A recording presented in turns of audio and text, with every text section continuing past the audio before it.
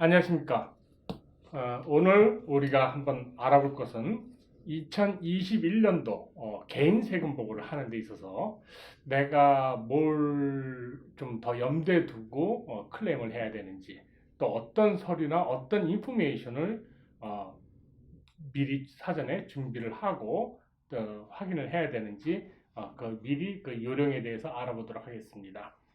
2021년도 세금 보고할 때 일단 그 본인이나 부양가족의 이름을 할 때 내가 소셜 시큐리티 카드에 있는 이름을 하셔야 됩니다. 무슨 얘기냐면 내가 시민권을 받았다든가 아니면 뭐 영주권 아니면 뭐 어디 운전면허증 아니면 결혼 서티피케이트 이런 데 같은데 미국 이름으로 들어갔다 하더라도 내 사회복지 카드, 소셜시큐리티 카드에 아직 이름이 변경되지 않았고 아니면 사용되는 이름이 있다면 모든 것은 그 소셜시큐리티 카드의 이름을 기준으로 세금 보고를 해야 됩니다. 그 이유는 여러분들이 세금 보고하는 부분 중에서 사회복지세를 국세청에서 환수해 가서 사회복지국으로 넘기기 때문에 그것이 매치가 안 됐을 경우에는 리젝트를 받거나 시간이 지연되는 경우가 많이 있습니다. 또 하나 모든 세금 보고는 1월 1일부터 12월 31일까지입니다. 그래서 어떤 분들은 내가 뭐 12월 달에 한 주를 번 게 있으니까 그거는 내년 1월 달에 세금 보고를 하죠. 이렇게 하는데 그것이 아니고 12월 31일에 하루라도 해당이 되면 그러면 거기에 대한 세금 보고는 그 날짜에 하셔야 됩니다. 이것이 왜 중요한 12월 30일이라는 뭐 그냥 뭐 대충 뭐 하면 되는 거 아니야 할지 모르지만은 예를 들어서 여러분들이 자녀를 12월 31일에 출산하셨다. 그럼 어떻게 되는지 아세요? 작년 1월 1일에 출산한 자녀와 똑같이 1년 동안 같이 있었던 걸로 인정을 해서 차일드 텍스 크레딧 뭐 여러 가지 혜택을 똑같이 부여합니다. 그렇기 때문에 우리가 그냥 두리뭉실을 해서 이거는 뭐 내년으로 넘기고 이거는 작년 거였으니까 올해 넘기고 이렇게 해결하면 되겠다가 아니고 분명히 날짜별로 1월 1일부터 12월 31일까지 그 사이에 정확한 날짜에 해당되는 모든 세금 보고 자료는 세금 보고 수입이나 경비는 그 2021년에 청구를 하셔야지 2022년으로 넘어간다든가 2020년에 하셨다든가 이것은 합당치가 않습니다. 그 다음에 이제 우리가 고려해야 될 것이 세금 보고를 하는데 5가지 선택권이 있습니다. 그러니까 내가 싱글로 할 거냐, 메리드 파일링 조인트를 할 거냐, 메리드 파일링 세퍼레이트를 할 거냐, 헤드 오브 하우스홀드냐, 아니면 위도우냐 뭐 이렇게 되는데 이것이 왜 중요하냐면 같은 수입이 이제 나중에 과세 금액이 나오지 않습니까? 뭐 공제를 다 하고 난 다음에 3만 불이 남았을 때 그때 세율이라든가 이런 것이 차이가 좀 납니다.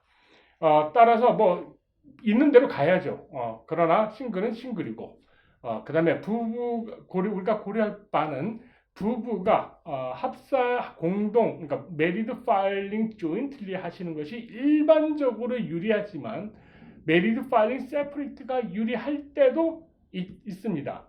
따라서 여러분들이 만일에 가능하시다면 여러분들이 메리드 파일링 세퍼레이트가 됐을 경우에 얼마나 차이가 나는지 한번 그것도 확인해 보시는 것도 좋은 방법이 되겠습니다. 그 다음에 배우자가 돌아가시고 2년 안에는 위도우 텍스 레이트를 파일링 스테이터스를 해서 자녀가 있어야 됩니다.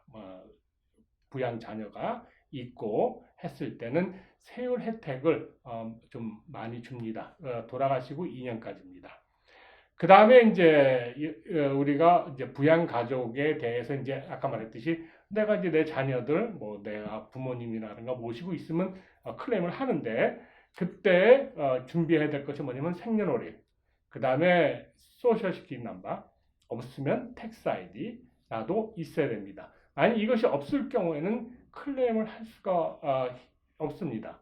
따라서 특별히 자녀들이 아니면 주위에 텍스 아이디가 없어서 그러니까 소셜 시큐리티 넘버가 없어서 텍스 아이디를 신청을 하실 때 이번 세금 보고 시즌에 신청을 하시는 것이 훨씬 유리합니다.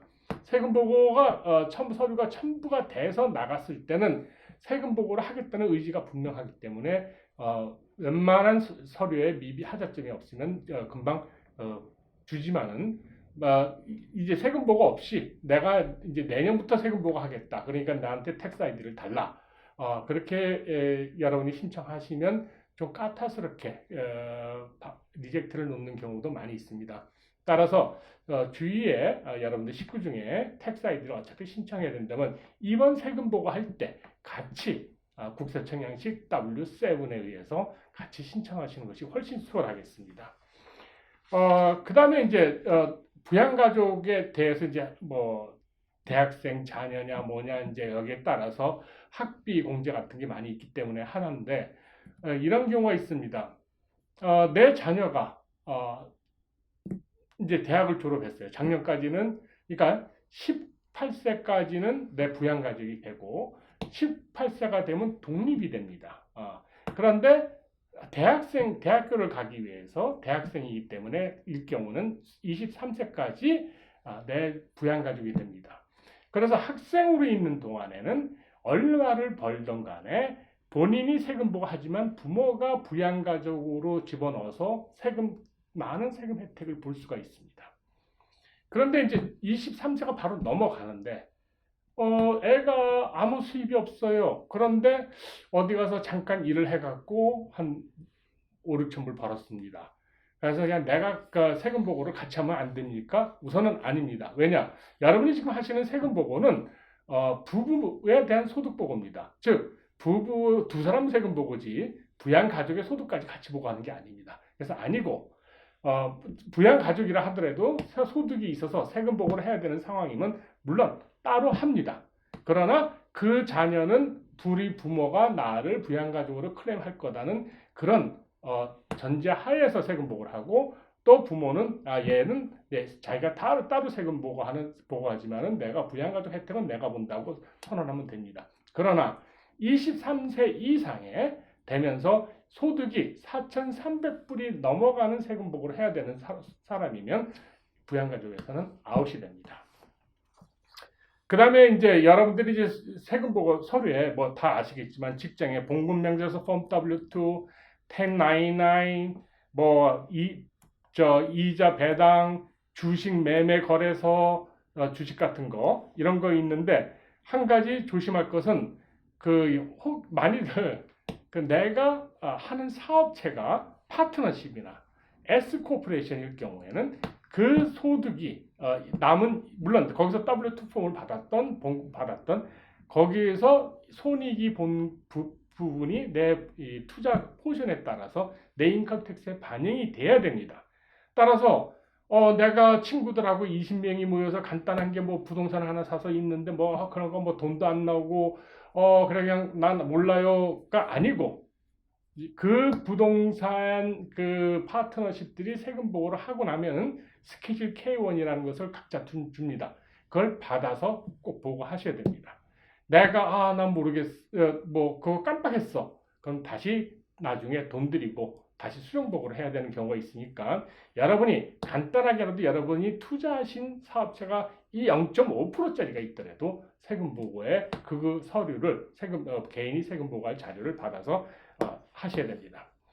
그 다음에 지출 사항은 뭐 여러분이 알다시피 뭐 집모기지 이자 부동산 세금 같은 거 있고 그 다음에 이제 은퇴연금 IRA 지불하신 거. 근데 이제 라스 IRA를 하시는 분도 금액을 그러니까 펜션 세이빙 크레딧 같은 거를 청구할 수가 있기 때문에 한번 라스 IRA도 한번 이 금액이 얼마인지를 확인해 두시고 그것을 한번 크레딧이 가능한지 한번 신청해 보시기 바랍니다. 그 다음에 주택 담보 모기지 같은 경우에 이제 그 항목공제 하시는 분들 집 모기지 이자 같은 경우에 내가 100만 불 로니 모기지가 있다고 해서 되는 게 아니고 75만 불까지에 대한 이자만 내가 항목공제에 집어넣을 수가 있습니다. 그러니까 75만 불이라는 것을 꼭 명심하시고 내가 예를 들어서 100만 불 은행 융자가 있다, 집 모기지가 있다. 그러면 75만 불까지가 그러니까 75%만 내 모게지 공제가 내가 냈던 2021년에 냈던 금액의 75%만 공제 혜택을 볼 수가 있다는 것이 되겠습니다. 그 다음에 13세 미만의 자녀를 가지고 있는 부부 중에서 두 부부가 수입이 다 있을 경우에 차일드 케어 크레딧을 받을 수가 있습니다. 그래서 뭐 예를 들어서 뭐 애프터 스쿨이라든가 뭐 이런 거에 대한 학교 이름, 텍스 아이디, 학교 주소 얼마 줬는지 그 정도 인포메이션을 넣어서 한번 하시기 바랍니다. 그 다음에 가상화폐나 주식 투자 있는 거 여러분들이 난 손해봤어, 나 뭐 별로 움직인 거 없고 손해봤으니까 안 할래가 아니고 필히 하셔서 내가 손해실을 받는지 이익을 받는지 국세청에 클리어하게 보여주셔야 됩니다. 많은 분들이 아직 이제 없지만은 2008년도에 첫 주택 구매자들한테 경기 부흥을 위해서 7,500불을 먼저 국가에서 세금으로 보조해 준 적이 있습니다. 그래서 1년에 500불씩 지금 15년에 걸쳐서 폐하게 돼 있기 때문에 아직까지도 그것을 혹시 옛날에 500불씩 세금으로 추가로 내야 되는데 그것을 여러분들께서 꼭 잊지 마시고 내가 만약 2008년도에 퍼스트 홈바이어 크레딧을 받았다면 500불을 플러스 시켜서 해 주시기 바랍니다. 그 다음에 이제 요새 그 자동차들 EV라든가 아니면 홈 세이브 에너지 할 수 있는 그런 게서 홈 세이빙 에너지 크레딧 같은 것도 있으니까 내가 집을 공사를 해서 내가 에너지 세이브를 하는 프로그램에 들어왔다든가 아니면 전기차를 샀다든가 했을 때 그것을 에너지 세이브 크레딧을 청구할 수가 있으니까 한번 같이 확인해 주시기 바랍니다.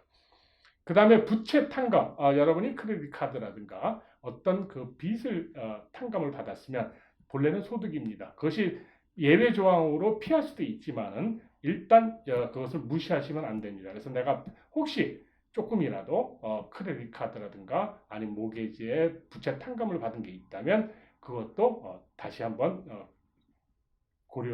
검토해서 내가 세금을 내야 되는지 확인하시기 바랍니다.